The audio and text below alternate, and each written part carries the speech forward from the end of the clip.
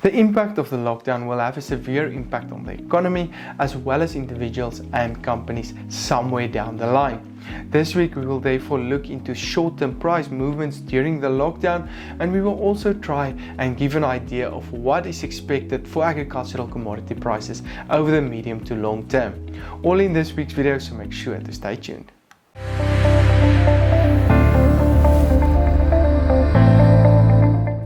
Hi, I'm Johnny and welcome to this week's AMT Fresh Produce Outlook on the Markets, made possible by Standard Bank. These videos are aimed at keeping you up to date with the latest trends on the fresh produce markets of South Africa.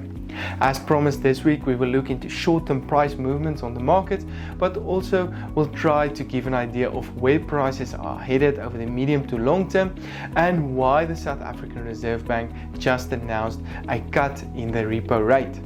But let's go and see what happened to vegetable prices the past week.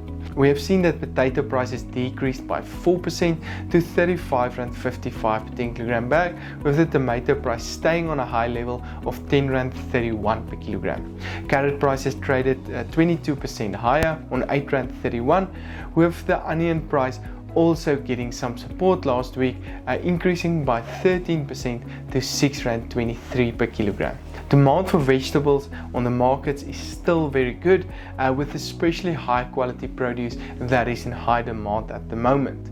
I think the importance of the informal or the hawker trade was seen the past week, with the most prices bouncing back as a result of hawkers or the informal traders that were allowed back on the markets, and not during the first week of the lockdown.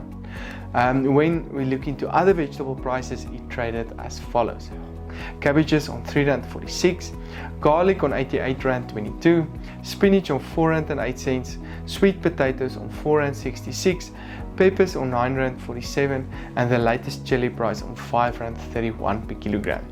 We are moving towards winter, and we usually see a shift in demand from cold fruits more towards vegetables that can be cooked, and we are expecting on average lower fruit prices.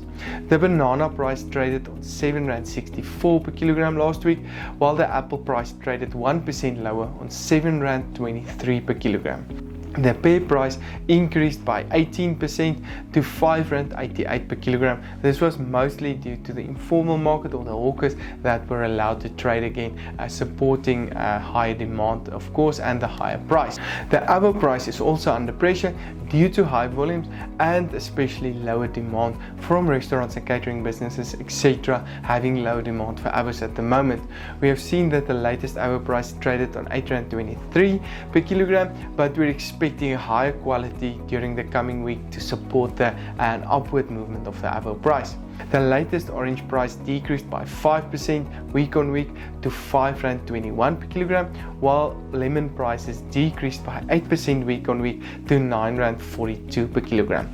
The grape season is coming to an end, with the lower volumes of course supporting the higher price, and the latest price trading on R20.44 per kilogram last week.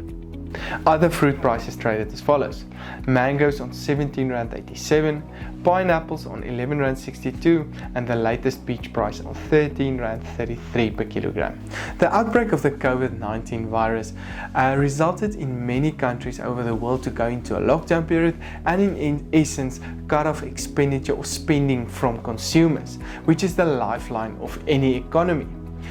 We have seen that as a result, a high level of uncertainty about the future is currently not only in the local markets but also in the international markets, meaning that most businesses and individuals are cutting out unnecessary expenditures, meaning that there is less money to go around.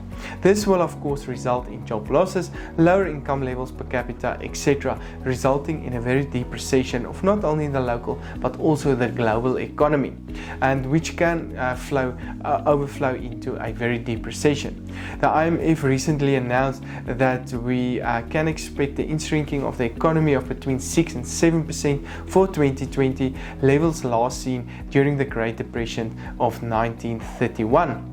In an effort to try and stop stop this vicious cycle and hopefully try and promote or stimulate spending again, the South African Reserve Bank announced another repo rate cut on Tuesday, with the main aim to hopefully try and save the South African economy from this very deep recession, or at least cushion the impact of this recession.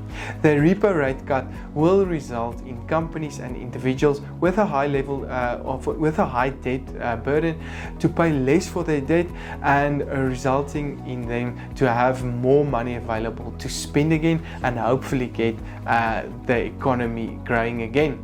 Hopefully putting more money back into the economy, with less people losing their jobs and getting high income levels, and in turn spending more money and hopefully getting this positive cycle up and running again.